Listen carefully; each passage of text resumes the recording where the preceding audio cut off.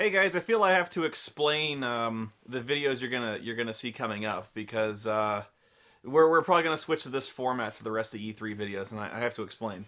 Um, Basically, what you guys probably don't know is I just got back from E3, and I have another trip planned for this coming Friday, which is a few days from now, and it's in Chicago, and I'm going to Brad Jones's movie premiere, Paranoia, which I'm really looking forward to. So I have to uh, I have to write a script because we're gonna do some crossovers while we're there. I figure we'll get some work done. I really want to see his movie, and I want to support my friend, so that's where I will be. But I don't have time to fully produce the E3 videos as I would have liked. So it's kind of a bummer to me because I could do it when I come back, but E3 news is the kind of news that sort of has an expiration date. You know what I'm saying? So I don't want to be this guy who 3 weeks after the fact I'm still doing E3 videos. I want to get the news out to you as quickly as possible and get my impressions of these things to you as quickly as possible. So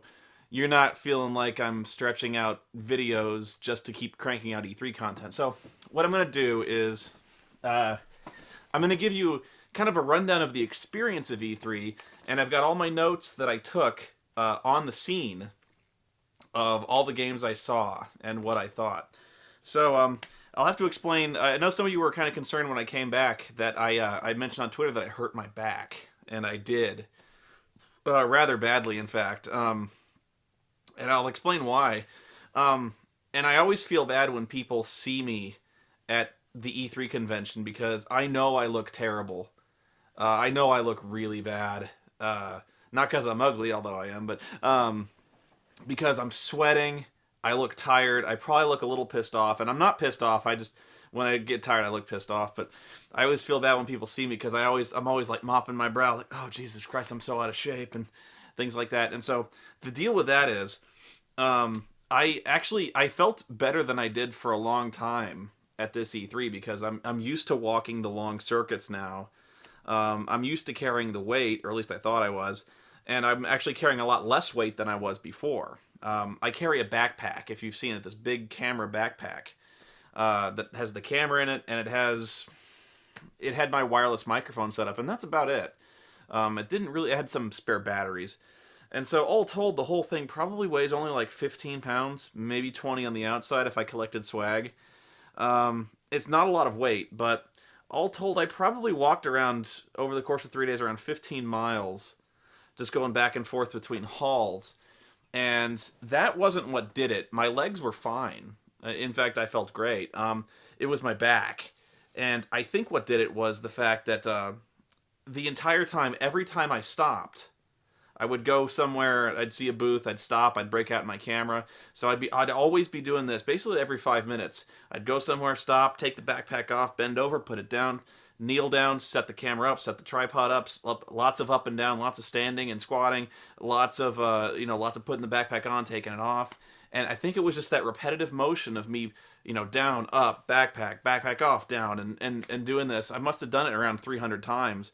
No sooner had I gotten home and started to relax that the muscles in my back just knotted like fists, and I felt so horrible.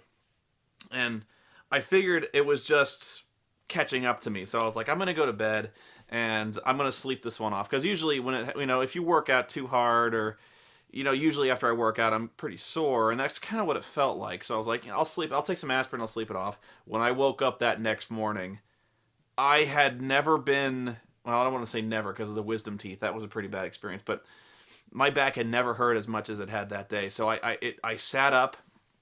I went, oh God, oh God. And so I try to take my shirt off because I want to change my shirt. So I raise my arms over my head, and my back immediately fucking screamed the message, no. My back clenched up, my arms snapped to my sides, the most just ravishing pain just waved through my body. It was so intense that I basically collapsed. I fell on the bed, rolled off the bed, hit the floor, and laid there for about 5 minutes before I could move again. It was bad. And I decided I needed help. So I went to the doctor, a very good doctor, who's actually a doctor of orthopedics, who gave me a cortisone shot in my hinder, and he gave me like 3 different prescriptions, which essentially knocked me out for 2 days. I feel good now. I still feel it, but I'm taking it easy. And I don't know if it's just me getting old. I'm not that old, but I really think it was just the constant repetitive motion that really knocked me out, and the fact I'm radically out of shape. In fact, I'm going to the doctor tomorrow to see about an exercise regimen, because he actually has some ideas in mind for my heart condition, which precludes me from working out all that much. And so I actually have been working out and doing some routines, but we're gonna go through it and see if we can work something out where I can get in a little bit better shape.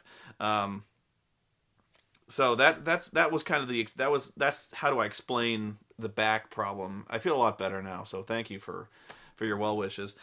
As for the show itself, just kind of a blanket overview of the show. I love E3. For as much as people think I'm very negative coming into the show, I love being there. In fact, it's probably going to be the only show I go to as long as I can. As long as I keep getting a media pass, which may not be much longer. But it is a lot of fun. It's great. There's a lot of spectacle, a lot of theater. These guys are really trying their best to sell you these games, and they're really putting their A game forward to show you these titles. There's a lot of lines. If you're not media, I really wouldn't suggest going to E3, because the lines there are crazy, especially for the big titles. Like Mass Effect 3, Aliens Colonial Marine, anything that has like a major following behind it, Uncharted 3. You're going to be waiting in line around about 3 hours to see these games, which is almost your whole day. It sucks. Sometimes with media, you get waved to the front of the line, which is why I say it's kind of intended for media. I would suggest if you're a gamer and you want to attend a convention, the best show to go to is PAX Prime. That is a great show, and it's not a lesser show by any stretch of the imagination. No matter, really, it's not. In fact, for a convention goer, it is far better to go to PAX Prime than media. And the reason I say that, I had a lot of fun at PAX Prime as well, but it's really not meant for media. It's meant for attendees. There's really not a lot of news at PAX Prime, although there is some. Usually if there's not much to see at E3, like let's say, for instance, something like Tomb Raider this year for Tomb Raider, there was really just a video. So sometimes at E3 they'll just have like a teaser video, like The Force Unleashed 2 or something like that. There'll be just a trailer, and you're like, really, that's it? That's all it's E3? At PAX Prime, which is a few months down the road, they usually have playable demos. So usually stuff that was just kind of rumored or just been announced at E3 is a lot more developed by PAX Prime, like the 3DS. Stuff like that. Stuff that was... A lot of companies really try to rush out the announcements and get just kind of a prototype going for E3, but at PAX Prime, they've had a lot more time. It's playable, so it's a very good convention. But yeah, I love E3. There's a lot of pageantry that goes on there. Last year more than this year. This year was I won't say a disappointment, but actually there was a lot. I was actually very impressed with a lot of stuff this year, way more so than I was last year. But there was a lot more pageantry at last year's E3. I remember when Homefront was first announced, they actually hired like hundreds of actors to march through the convention center like the North Korean army, which was kind of crazy, it was really wild. But there's so much to see at E3. 3 days I spend there. I booked appointments left and right. Basically my entire schedule was booked, except for the last day where I wandered, and even then I had like 4 appointments. So after 3 days, you still feel like there's so much you haven't seen, and I still regret some of the stuff I haven't seen. My biggest regret is the fact that I was at Paramount Entertainment watching the Star Trek demo, which went long, and I also had an appointment with, I believe it was Majesco, and that was the time I did not get to see the Hulk Hogan Connect game, and my appointment was at the exact time that Hulk Hogan was scheduled to be in the office cruising around showing off his game, and I missed Hulk Hogan. So I don't regret seeing the Star Trek game. I was really impressed with that. But yeah, Lisa and I had a chance to see Hulk Hogan, and we missed that one. Paramount was my first appointment of the day. Okay, so what I'm gonna do is I'm gonna go through my notes, and I'm gonna talk about all the other games I saw at E3, and do my best to explain what I thought about them unscripted. And I hope that'll do. I really want you guys to get a fair impression of at least what I thought about E3. I know a lot of you guys don't agree with me, and that's fine. I was harsh on Nintendo, and I do apologize for insulting people who like Nintendo. I do, I really do. I know it doesn't seem like I'm sincere sometimes, but and I know sometimes people think I'm playing a character a lot. But I'm a biased guy. You know, I do have I do have issues with Nintendo, and I don't mind that people like Nintendo. So this is my retraction of an earlier statement. I wasn't playing a character when I said that. In fact, when I do my E3 thing, I'm not doing a character at all. I'm just me. But sometimes when I amp up the rage, I do tend to get a little theatrical. So for in concession to the people who were actually very legitimately hurt by my comments, I do apologize.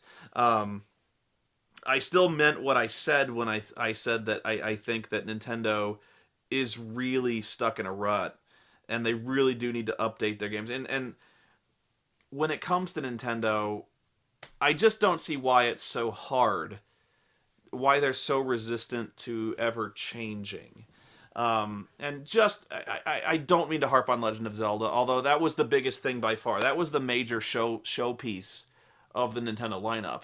Aside from the Wii U, was Zelda. Zelda was everywhere. And so I make it a target because it made itself a target, kind of. And it's just my major frustration with Nintendo, kind of encapsulated with the Zelda franchise. I think it's capable of so much more than it is. I think that's really my frustration is Zelda's good. You know, it's always been good. The Ocarina of Time was a great game. It still is a great game. But no, I mean, you and I can argue how much it's changed or evolved over the course of the years, and we're going to disagree because, you know, I say that turning into a dog is not a major change, and some would say it is. But here's the problem. Let's just say they're very similar. Okay, can we at least concede that? My point is, and I made this point on a stream earlier, it's kind of like, you know, take your favorite meal. Let's say Ocarina of Time is your favorite game. Well, let's say steak is your favorite meal.